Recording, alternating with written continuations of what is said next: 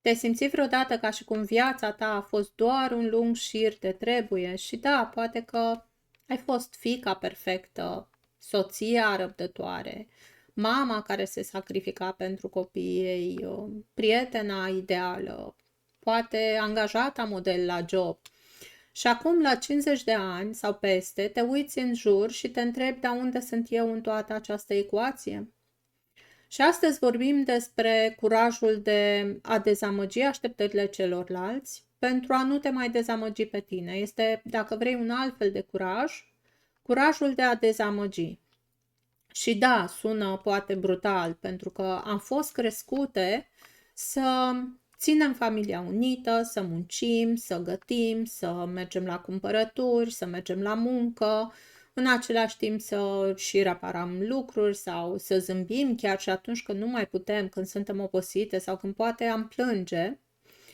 Dar nu știu dacă te-ai întrebat vreodată care este de fapt prețul faptului că încerci să nu dezamăgești pe nimeni sau pe cei din jur sau pe cei dragi.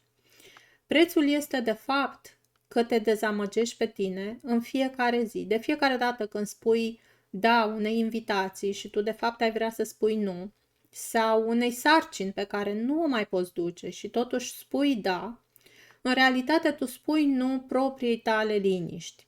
Și mă bucur că ai revenit la reîntoarcerea la tine. În acest episod o să discutăm despre scenarii concrete, despre cum poți să pui limite sănătoase în diverse situații. În relația de cuplu, în relația cu copiii adulți, în relația cu părinții în vârstă, în relația cu prietenii, în relația de la muncă și așa mai departe. Și vom avea și un mesaj de introspecție și un exercițiu pentru acasă. Așa că rămâi alături de mine până la final și nu uita să te abonezi la acest canal, subscribe, share, like. Ție ți-a foarte puțin, dar pe mine mă ajută să continui ceea ce fac. Și îți mulțumesc pentru asta. Așa cum spuneam, astăzi vom învăța faptul că dezamăgirea așteptărilor celorlalți, atunci când îi dezamăgim pe ceilalți, este de fapt un act de integritate față de noi, față de sufletul nostru. Și poți să te gândești la această limită sănătoasă, nu ca pe un zid pe care îl ridici. Poți să te gândești ca la, nu știu, atunci când pui un gard la grădina ta. Dacă nu ai avea acel gard, oricine ar putea să intre și să scalce în picioare florile. Și gândește-te acum că acele flori sunt sufletul tău. Să pui limite la 50 de ani sau peste nu înseamnă să devii agresivă, nu înseamnă să nu-ți pese. Aceste limite oricum ar fi trebuit să existe încă de la început, dar niciodată nu este prea târziu să învățăm să punem limite. Și nici eu nu am știut să pun limite atunci când trebuia, dar am învățat să le pun pe parcurs una câte una. Și poate că te vei regăsi și tu în scenariile de mai jos sau măcar în 1-2 dintre scenariile de mai jos, așa că rămâi alături de mine până la final ca să vezi cum poți să abordezi fiecare situație în parte. Și o să începem cu una dintre cele mai întâlnite situații, și anume aceea în care nu ai putut să pui limite serioase și sănătoase în relația cu partenerul. Și poate că te regăsești și tu aici, multe dintre noi, pe lângă un soț, și-au luat și un alt copil de crescut. Este acel soț care ne-a văzut nu doar ca pe o soție, ci și ca pe o mamă. Și poate că vă sună și vouă cunoscut unde îmi sunt șosetele sau ce mâncăm diseară sau nu găsești nimic în dezordinea asta sau nu mai e pâine. Sunt chestii banale. Dar în același timp sunt și niște exemple simple prin care putem să vedem și să înțelegem unde și cum putem să punem aceste limite sănătoase despre care vorbesc. Și gândește-te că el nu te întreabă pentru că nu știe sau nu poate, ci pentru că tu ai făcut acest lucru pentru el toată viața până acum, în locul lui. Și hai să vedem cum am putea să punem limite sănătoase în fiecare din aceste scenarii. Și o să încep cu unde îmi sunt șosetele. Probabil că și voi primiți această întrebare clasică, care după 50 de ani nu mai este doar despre șosete, este în același timp despre dependență și despre rolul tău de mamă în cuplu. Când el te întreabă unde îmi sunt șosetele, în realitate ce face este să delege responsabilitatea pentru obiectele lui către tine. Și cum poți să pui limită în acest caz?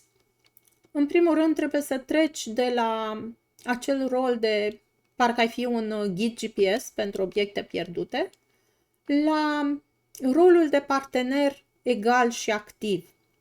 Și în loc să, nu știu, să sari de pe scaun, de pe canapea, de unde ești și să spui, vai, ți le aduc imediat, sau să-i spui exact unde sunt, chiar dacă poate ști, ce poți să faci este să spui, sunt la locul lor obișnuit, dragul meu, unde stau de obicei.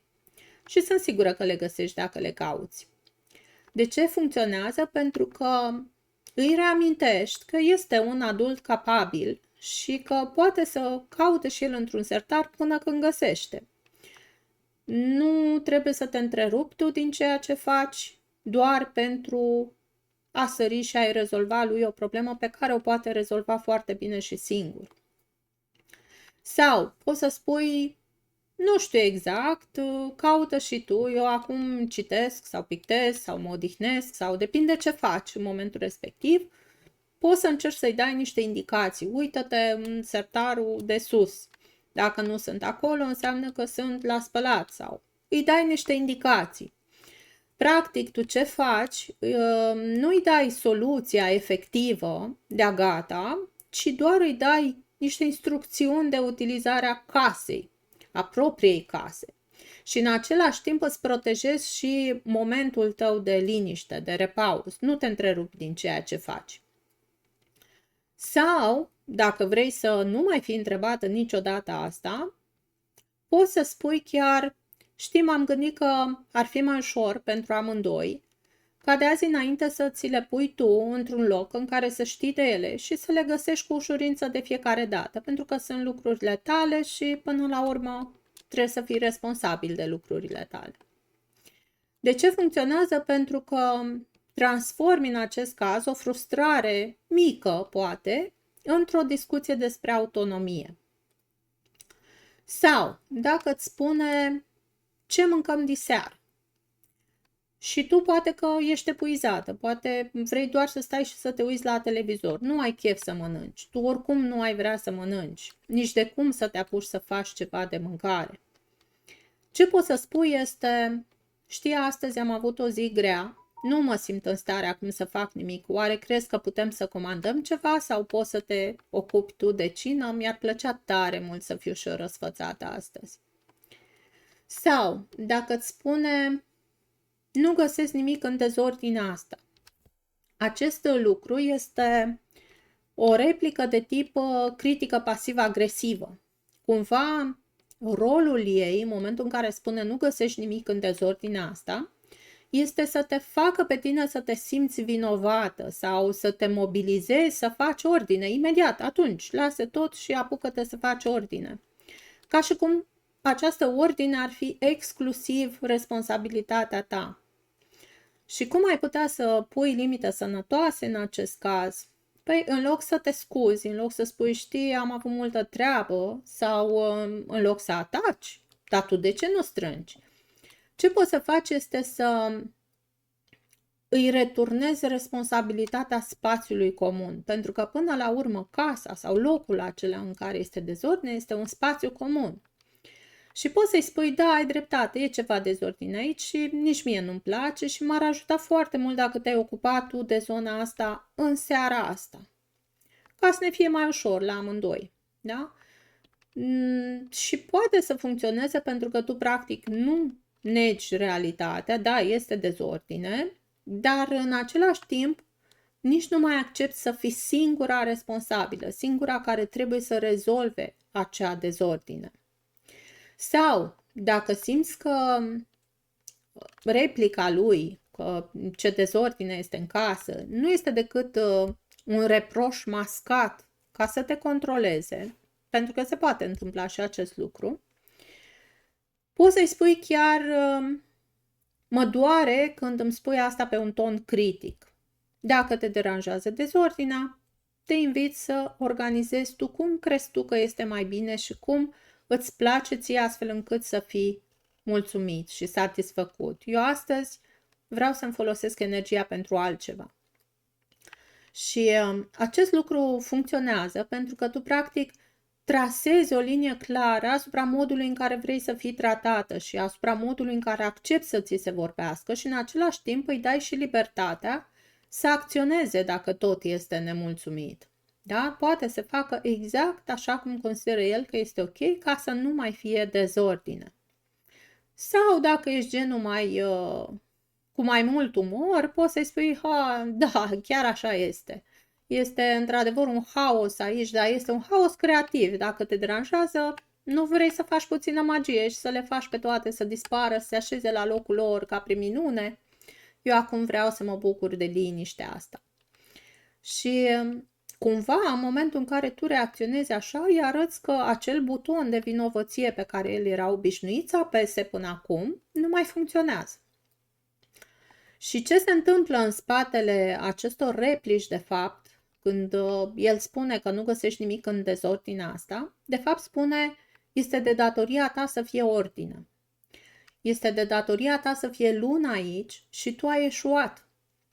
Și limita constă în a nu accepta această definiție. Și atunci când tu îi răspunzi cu blândețe și spui, te invit pe tine să strângi sau să faci ordine dacă te deranjează, eu atât am putut și în momentul ăsta sunt obosită sau vreau să mă uit la film. De fapt îi spui, în casa asta suntem doi adulți și eu nu mai sunt dispusă să port singură această responsabilitate cu prețul epuizării mele. Și da, trebuie să te aștepți ca prima dată când vei face acest lucru să existe poate chiar un moment de tăcere, pur și simplu să rămână blocat. Să îi se pară, what? Și cum adică? El nefiind obișnuit cu o reacție de genul acesta din partea ta. Sau poate chiar se poate supăra. Și nu trebuie să te sperii de această tăcere sau de faptul că s-a supărat. Este până la urmă, dacă vrei, sunetul unei dinamici care durează poate de zeci de ani de zile, 20, 30 de ani de zile. Și această dinamică acum se rupe. Este normal să aibă o reacție. Este normal să vezi o reacție din partea lui în momentul în care rupe această dinamică și începi să creezi o nouă dinamică bazată pe respect, pe susținere, pe acceptare, nu pe servitute, da? Nu ești doar un servitor în casă, nu ești datoare să strângi după nimeni. Sau un alt scenariu.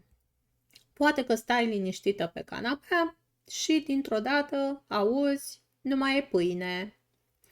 Ce se întâmplă? De fapt, nu este o întrebare, nu este o afirmație, pur și simplu este o constatare aruncată în aer, care așteaptă ca tu să te ridici de acolo și să te duci să rezolvi problema. Tu să fii cea responsabilă. Și cumva, dacă vrei, este sora geamăna unde sunt șosetele, doar că, în plus, mai este și faptul că se așteaptă de la tine și o livrare. Tu trebuie să te ridici, să te duci, să cumperi pâine și să livrezi. Este, dacă vrei, modul lui de a spune, uite, a apărut o nevoie în casă, ocupă-te. Și acum, tu poți să transformi această constatare într-o limită sănătoasă și să împarți această responsabilitate. De exemplu, în loc să spui, da, hai că mă duc acum să iau, sau, am uitat să cumpăr, scuză-mă. Ce poți să faci este să tratezi această informație ca pe o informație, nu ca pe un ordin. Da? Poți să spui, da, am observat și eu că nu mai e pâine. Ar fi excepțional dacă ai putea să treci tu pe la magazin sau să te oprești când vii de la muncă sau să treci pe lista de cumpărături ca să luăm mâine. De ce funcționează? Pentru că îi arată că tu ai auzit informația, o știi, dar nu ai semnat automat și acel contract de livrare. Nu te-ai obligat că te duci, cumperi, aduci, livrezi pâinea. Sau, dacă simți că parcă ești singura care deține harta magazinului și doar el consumă, poți să spui că, uite, știi ce, am decis ca de săptămâna asta să ne uităm împreună, să monitorizăm amândoi ce mai avem și ce nu mai avem prin bucătărie, prin frigider și să facem listă și când vezi că se termină ceva, te rog să treci pe lista de cumpărături ca să știm să luăm când mergem la cumpărături. Și acest lucru poate să funcționeze pentru că tu practic îl transformi pe el dintr-un critic, dintr-un observator, într-un participant activ. Și da, poate că este neplăcut în primă fază, însă gândește-te cât de neplăcut ți-ar fi ție să fii în situația în care în sfârșit poate ai terminat treaba prin casă, te-ai așezat pe canapea să te odihnești, să te uiți la un film și brusc ți se mai dă o nouă sarcină. Du-te și ia și pâine. Este pusă cu alte cuvinte, dar este același lucru. Nu mai e pâine, egal, du-te și ia și tu pâine. Sau poți să spui, la fel dacă ai simțul umorului, poți să spui, e o oportunitate perfectă pentru o plimbare scurtă la magazinul din colț. Și dacă tot te duci până acolo, ia-mi și mie ceva bun. Și atunci, tu ce faci este să schimbi energia. Nu te mai simți vinovată, ci privești acea lipsă a pâinii ca pe o oportunitate. Ca pe o oportunitate de a primi ceva bun, de a te răsfăța. Acum, dacă ne referim la limitele pe care le putem pune cu copiii noștri adulți,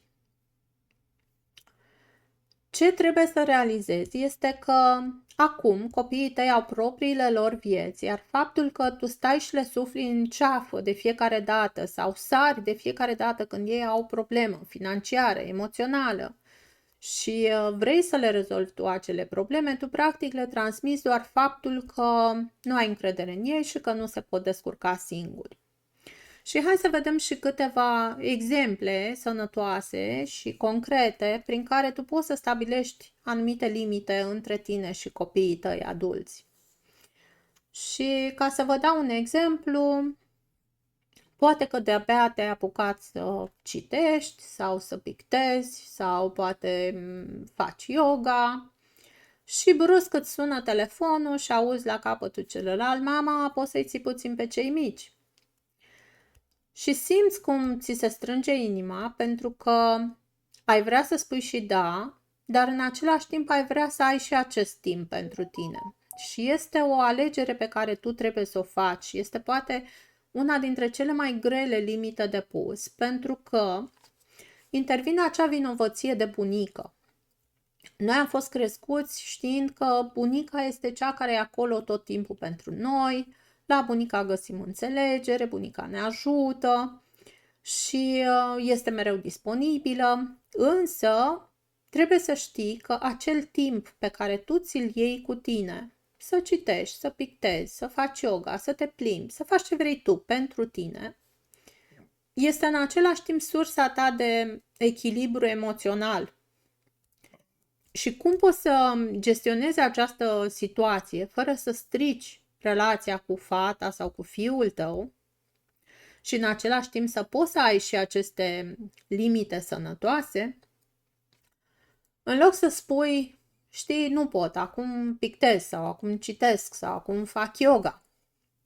Pentru că, bineînțeles, dacă o să le spui acest lucru, ei o să considere, ok, nepotul tău, înseamnă că nepotul tău sau nepoata ta este mai puțin important decât să citești tu o carte. Și apare o frustrare. Ce poți să faci este să pui accentul pe programul tău fix și să spui, vai ce mă bucur că vrei să-i aduci pe cei mici, mi-e foarte dor de ei, însă nu pot între ora și ora, da? Nu pot între ora 5 și ora 6, de exemplu. Poți să-i aduci după ora 6 și un sfert, sau să stabilim pentru mâine sau pentru weekend, da? Funcționează pentru că tu nu rejectezi ideea de a sta cu ei, îți arăți disponibilitate, vrei să-i vezi, dar arăți în același timp și că ai și tu programul tău și nu e ca și cum stai degeaba și doar aștepți un telefon de la ei în care să spună, hai, nu vrei să stai cu nepoții. Da? Ai și tu viața ta, dincolo de copiii tăi, dincolo de nepoți, ai și tu viața ta și programul tău pe care te sfătuiesc să ți le respecti.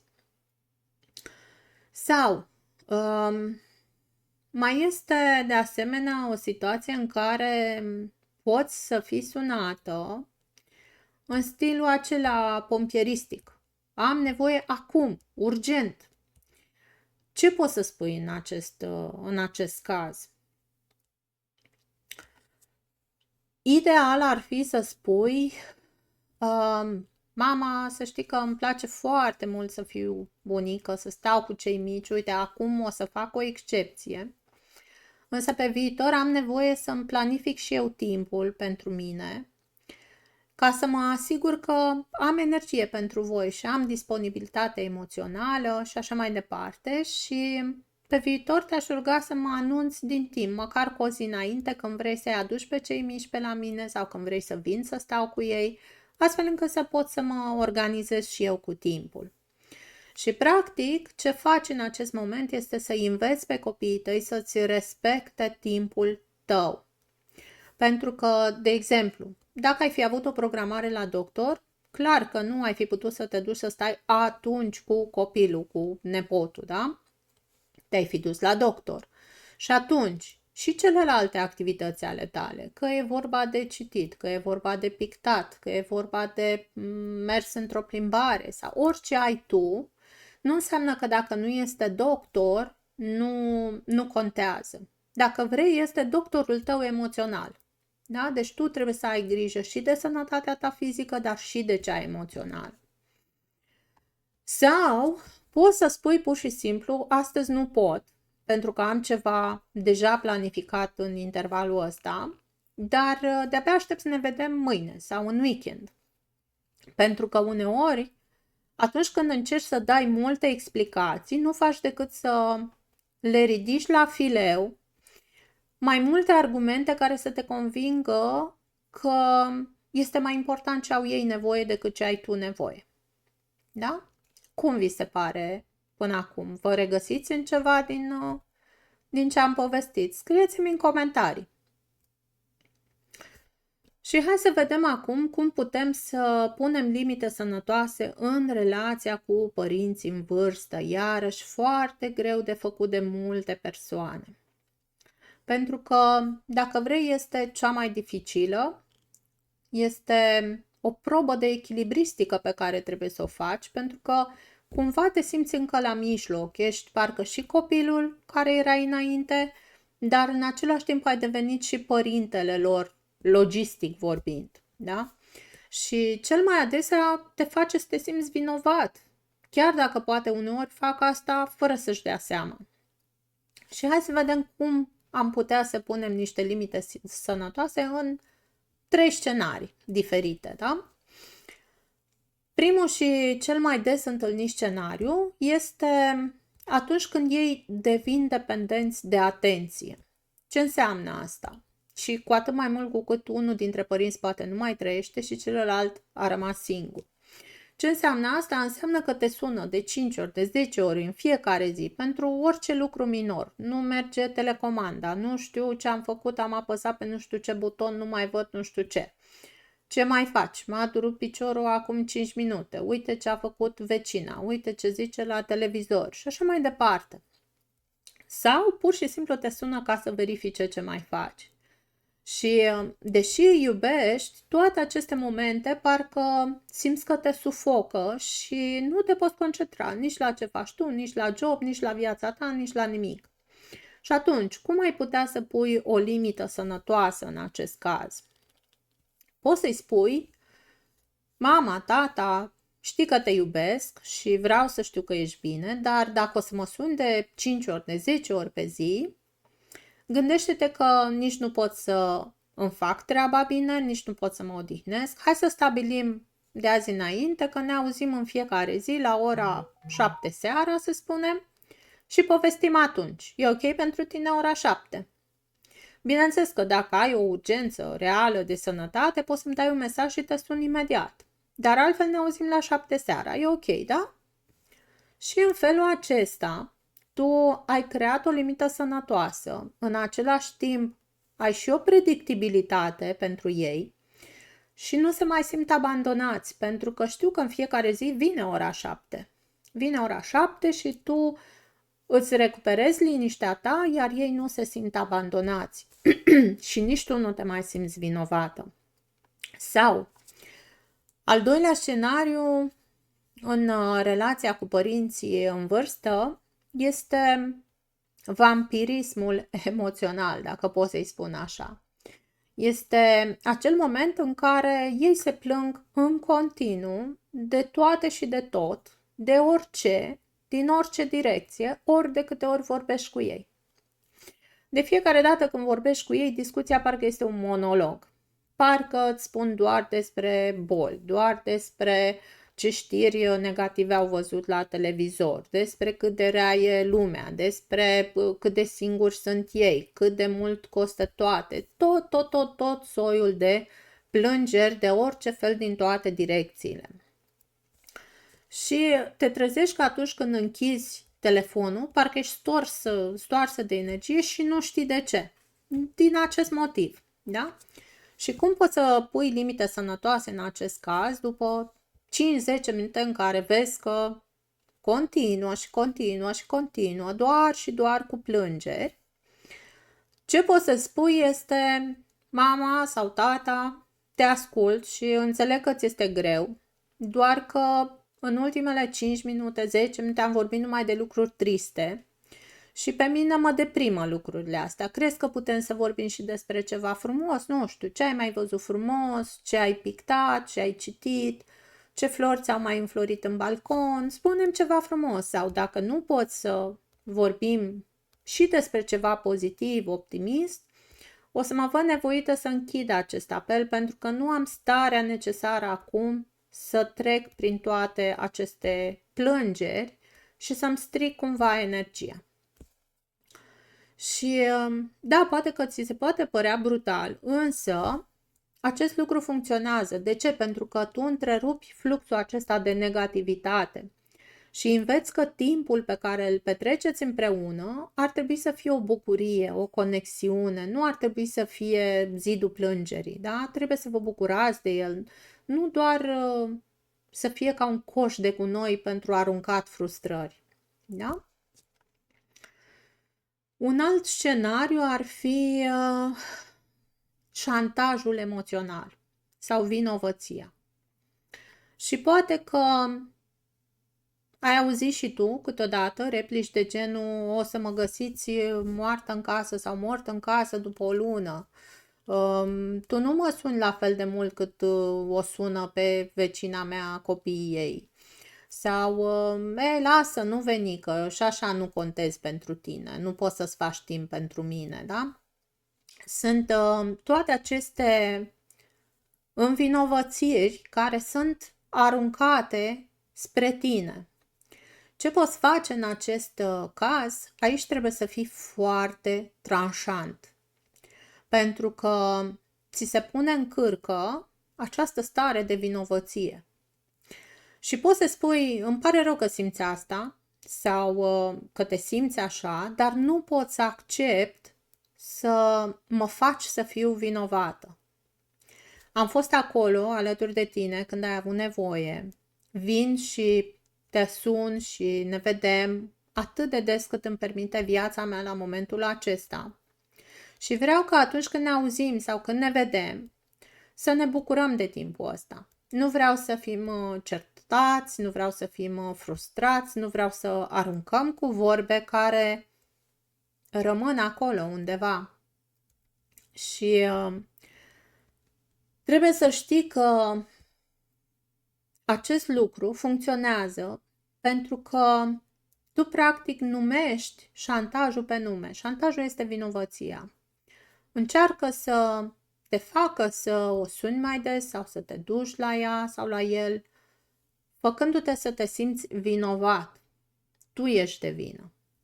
Și este foarte important să numești acest șantaj fără să fii agresiv și să separe această dorință a lor, care este până la urmă nerealistă, de ceea ce se întâmplă în realitate, pentru că nu vrei să încerci să le repare această supărare a lor, sacrificându-te pe tine.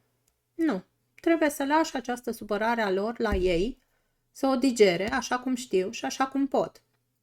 Și trebuie să știi că în momentul în care tu alegi să pui limite părinților tăi în vârstă, nu înseamnă că nu-i mai iubești. Înseamnă că alegi să ai grijă de ei cu compasiune, nu cu resentimente. Pentru că dacă tu o să te duci la ei doar pentru că te simți vinovată, atunci ei vor simți această tensiune, se vor crea resentimente și în momentul în care tu poate alegi să spui nu unui apel telefonic de la ora 11 dimineața, ce faci în realitate este să spui da unui apel de la ora 7 seara. Un apel pe care l-ai stabilit cu ei înainte, în care ai stabilit că vreți să discutați doar despre lucruri frumoase, că nu vreți să vă încărcați negativ, nici tu pe ea sau pe el, nici invers. Și este această etapă în care rolurile se inversează, dar asta nu înseamnă că tu trebuie să te pierzi pe tine. Vinovăția este cel mai mare dușman aici. Trebuie să înveți să nu te simți vinovată pentru că nu ai de ce. Și dacă te regăsești și tu în vreunul din scenariile discutate, lasă-mi în comentarii. Este interesant de văzut cât de multe persoane se regăsesc în vreunul dintre aceste scenarii. Și hai să luăm acum și câteva exemple despre cum putem să punem limite sănătoase la muncă. La muncă la 50 de ani sau după 50 de ani, miza nu mai este neapărat ascensiunea în carieră. Este, dacă vrei, protejarea acelei expertize pe care tu ai acumulat-o în toți acești ani de muncă.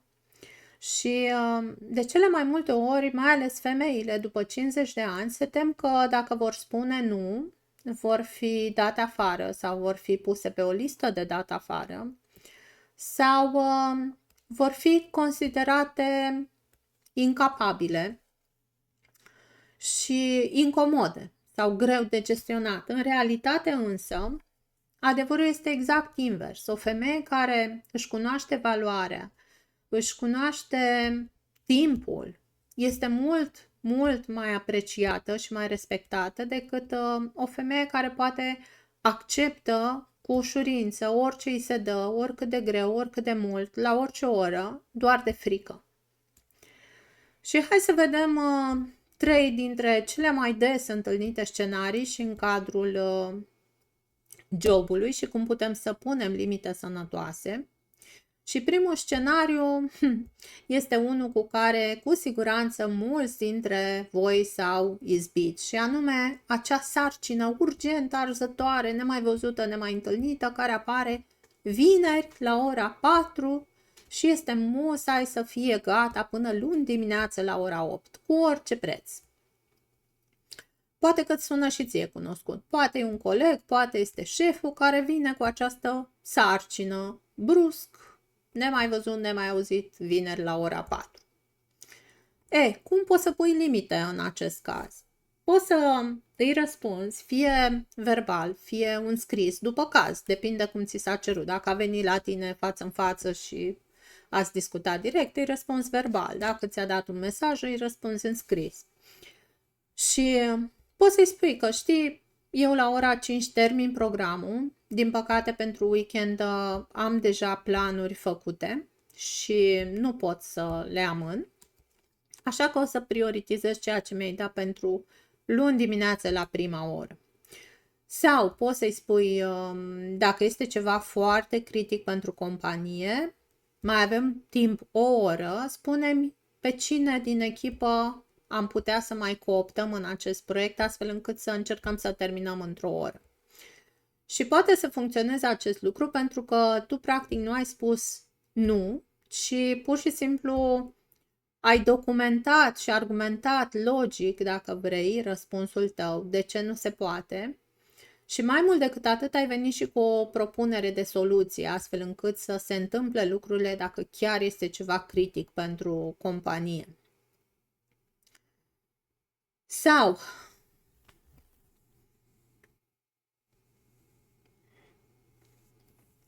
Al doilea scenariu.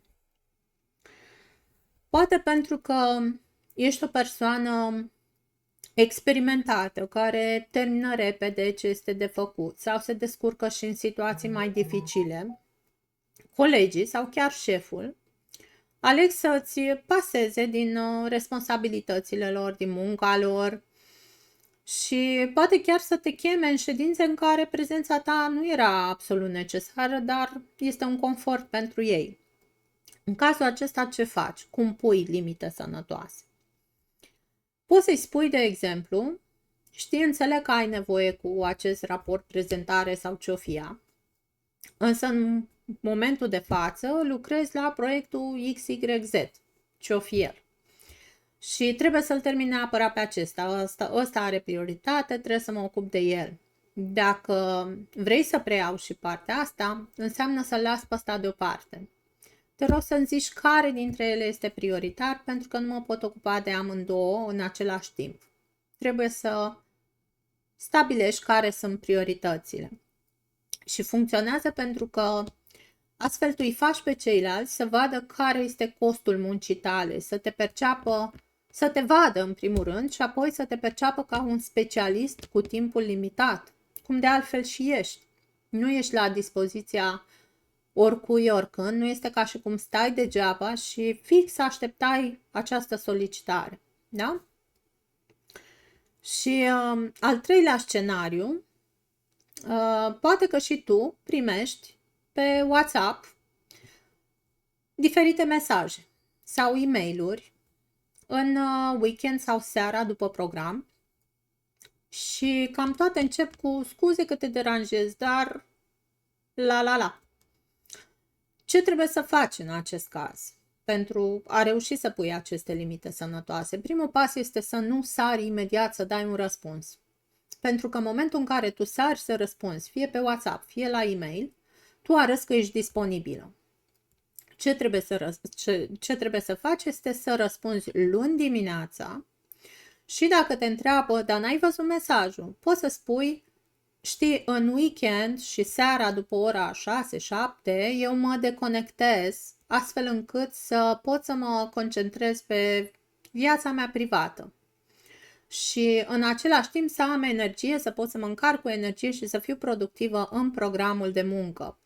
Așa că dacă apare ceva cu adevărat urgent, o să te rog să mă suni pe viitor.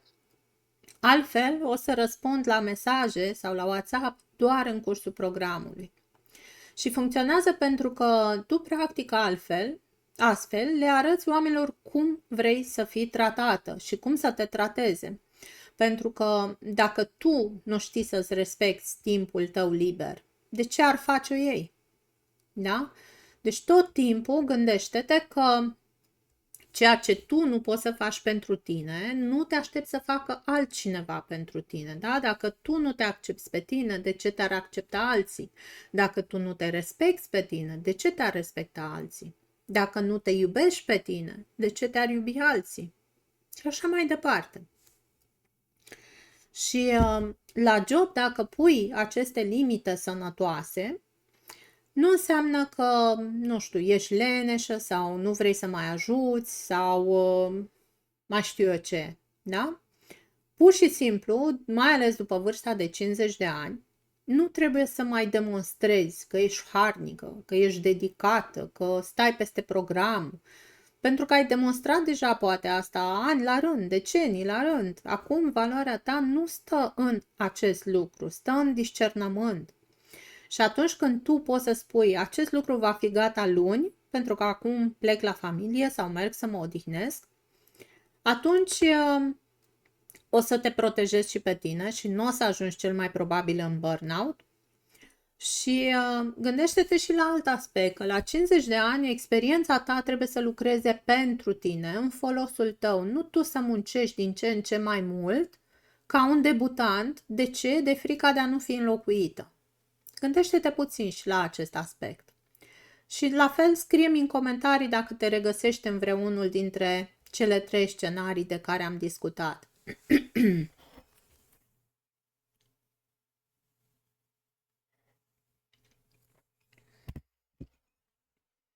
Și hai să vedem acum și când trebuie să punem limite sănătoase cu prietenii.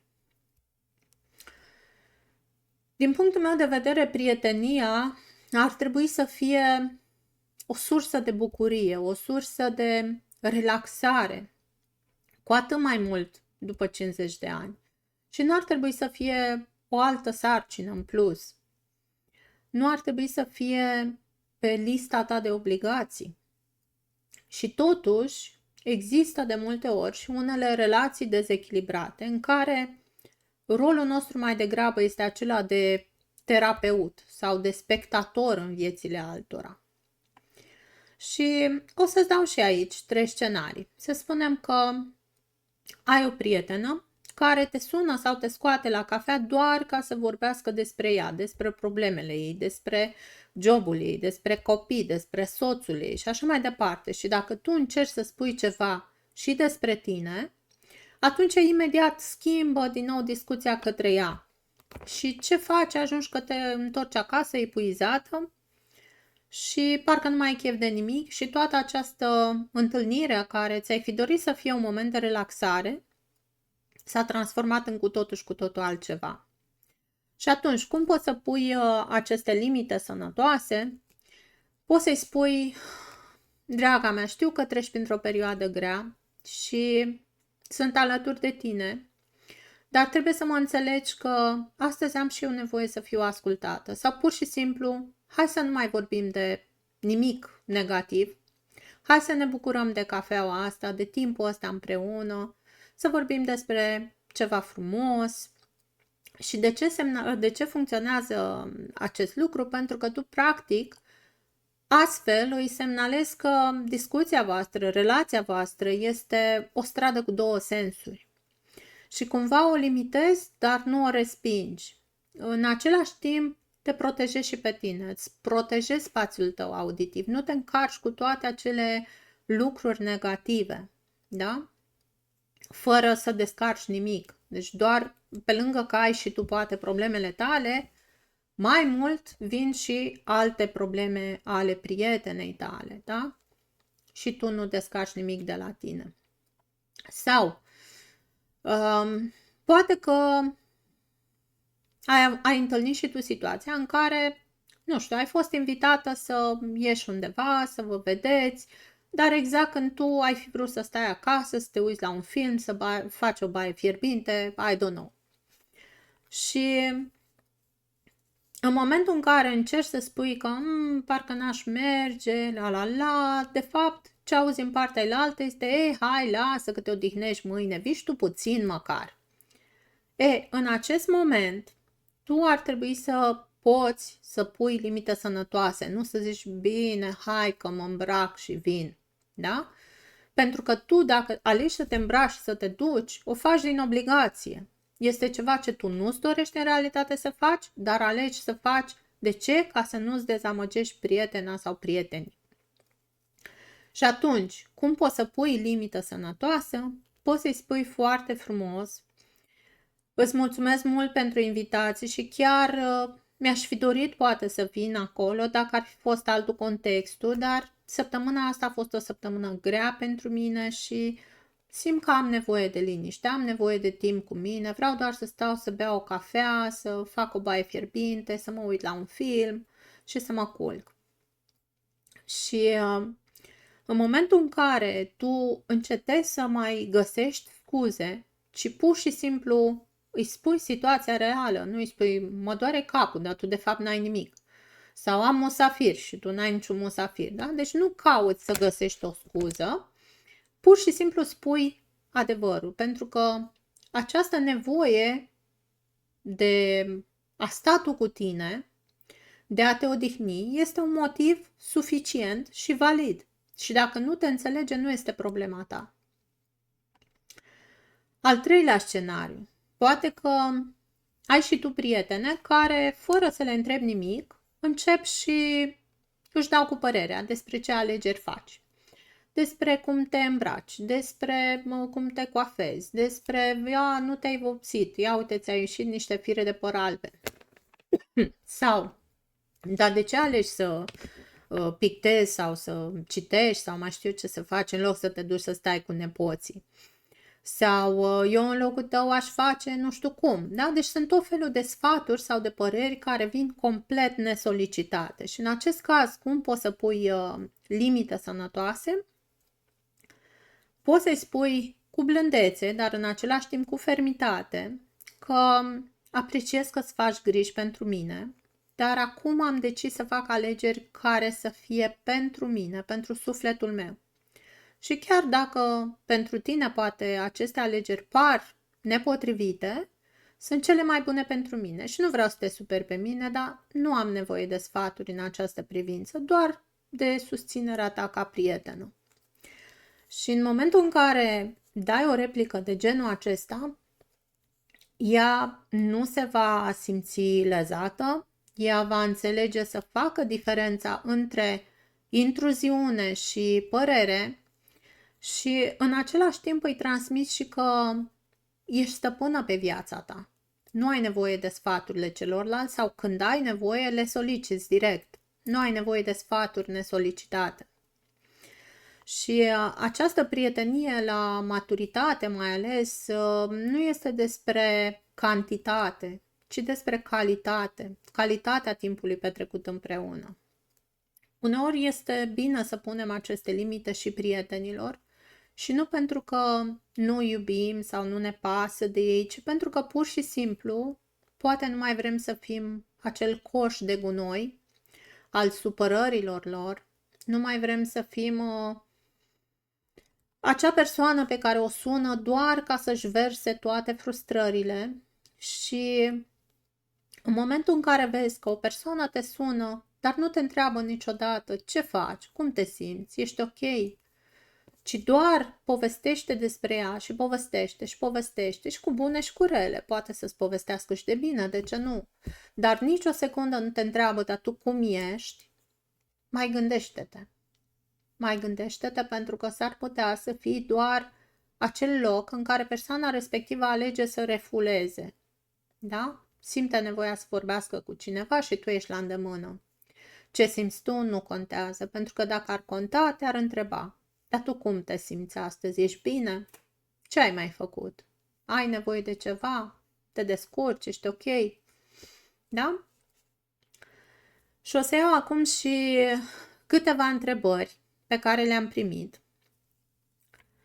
Și Angela spune așa: am început să pun limite, dar mă simt groaznic, am un nod în stomac și simt că sunt egoistă. Oare trece vreodată senzația asta? Ce pot să spun, Angela, este că e perfect normal să te simți așa, mai ales dacă ești la început și de-abia ai început să pui limite. Îți vine stângaci să faci acest lucru?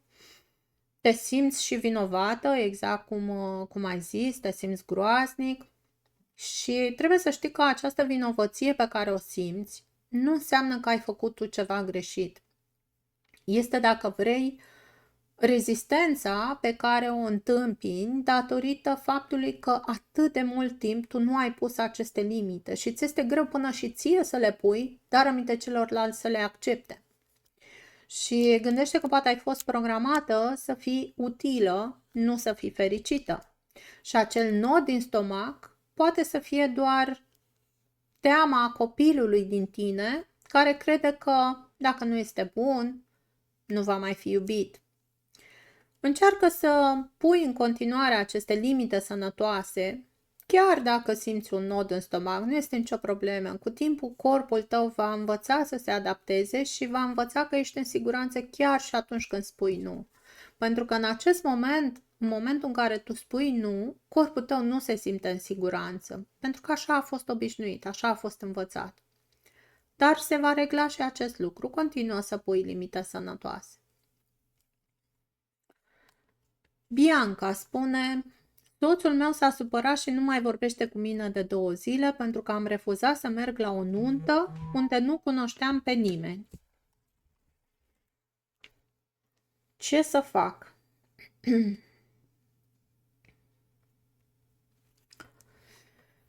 Bianca, faptul că el nu mai vorbește cu tine, să știi că este doar o formă de control.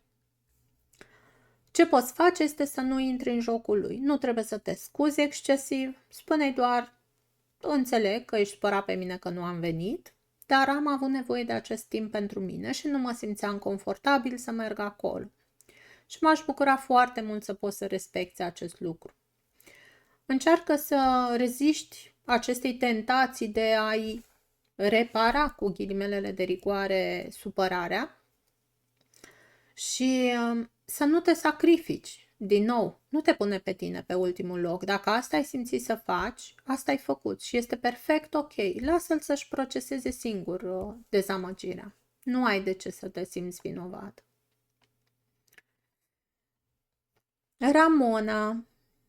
Ramona spune: la job, șeful meu profită de faptul că sunt cea mai veche și îmi dă tot ce este mai greu de făcut. Mi-e teamă că dacă refuz, mă va da afară sau va considera că nu îmi fac treaba sau sunt neprofesionistă.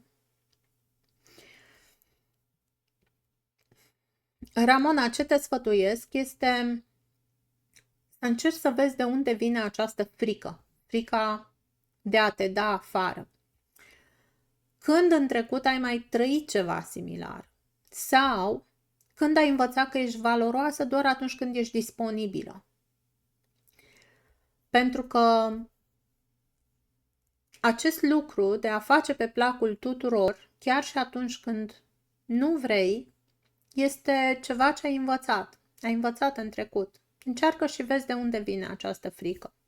Și faptul că poate să considere că nu ești profesionistă, dacă spui nu, acest lucru este exclus. Dimpotrivă, profesionalismul la 50 de ani și peste înseamnă că știi să-ți gestionezi timpul, știi să-ți gestionezi resursele, oricare ar fi ele, inclusiv pe ale tale. Da? Deci și pentru proiect și pentru tine știi să-ți gestionezi resursele. Nu e nimic rău în asta. Dacă tu accepti totul până la faza de burnout, abia atunci vei deveni ineficientă. Și încearcă să-i spui că n-ai vrea să faci rabat de la calitate, doar ca să livrezi poate mai multe proiecte și că în prezent ai încă 1-2 proiecte în lucru prioritare la care lucrezi și dacă are nevoie de acel al treilea proiect, roagă-l să prioritizeze. Este treaba lui ca manager să prioritizeze. Și asta nu înseamnă că îl refuzi, înseamnă că știi să-ți gestionezi foarte bine resursele. Este un punct pentru tine. Bun. Și acum că am terminat și cu întrebările, aș vrea să-ți las și un mesaj de introspecție și în același timp să faci și un mic exercițiu pentru acasă. Și aș vrea să te gândești și să răspunzi sincer la întrebarea: cine ești tu când nu mai ești utilă nimănui? Dacă mâine toți cei din jurul tău brusc ar deveni independenți, nimeni n-ar mai avea nevoie de tine să cumperi pâine, să găsești șosetele, să dai un telefon, să te duci să stai cu copiii, cu nepoții, să asculți o prietenă, nimeni n-ar mai avea nevoie de tine sau de sfaturile tale, de serviciile tale, atunci ce ar rămâne? Întreabă-te acest lucru și stai puțin cu tine, pentru că multe dintre noi ne-am construit această identitate pe a face. Acum ar trebui ca viața ta să fie despre a fi, nu despre a face. Și să știi să pui o limită sănătoasă, fără să te simți vinovată, înseamnă de fapt să-ți faci ție loc în propria ta viață. Și uite și un exercițiu pentru acasă, foarte simplu și ușor de făcut. Și îți sugerez să faci următorul lucru săptămâna asta și poate chiar și săptămâna viitoare. Atunci când cineva își cere ceva și simți impulsul să spui da, deși tu ai vrea să spui nu, oprește-te un pic, spune-i: dă-mi un moment să mă gândesc și du-te și bea un pahar cu apă. Și în timp ce bei apa, întreabă-te: Dacă spun acum da, unde îmi spun nu mie? Și vezi ce iese acolo. Dacă răspunsul este că îți sacrifici liniștea sau timpul sau starea ta emoțională, da? Întoarce-te la persoana respectivă sau sună dacă ai fost sunată și spune un nu politicos. Politicos, dar ferm. Și vezi cum te simți după ce ai terminat de băut acel pahar cu apă.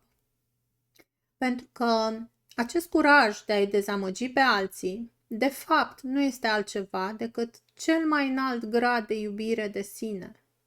Și nu trebuie să te consideri un om rău, o femeie rea, pentru că ai decis că este momentul să te respecti, să te accepti, să te iubești pe tine, să te pui poate pe primul loc și ai obosit să mai porți pe toată lumea pe umerii tăi.